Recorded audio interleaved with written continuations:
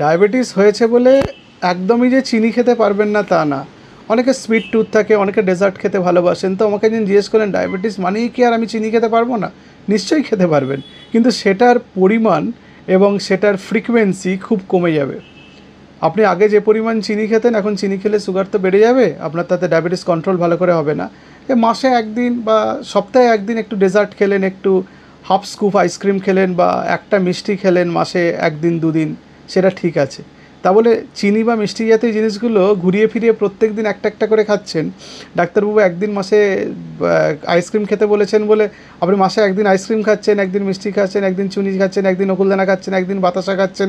এইসবগুলো করে মাসের মানে 30 দিন 30 রকম মিষ্টি খাবার খেলে হবে না। পছন্দ করে নিতে হবে, সপ্তাহে একদিন ঠিক আছে যে কোনো একটা জিনিস খেলেন।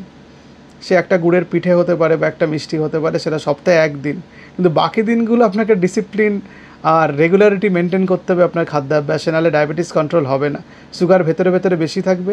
ডাক্তারবাবুর কাছে যখন যাবেন, HbA1c যখন বেড়ে যাবে, ডাক্তারবাবু ওষুধ বাড়াতে বাধ্য হবেন, তাতে আপনার খরচ বাড়বে। আর আনকন্ট্রোল ডায়াবেটিস, তার যে জটিলতাগুলো, সেগুলো কিডনির অসুখ থেকে শুরু করে হার্টের অসুখ, চোখের অসুখ, এগুলো তো খুব খারাপ। এগুলোর তো কমপ্লিট রেমিশন বা কিওর হয় না।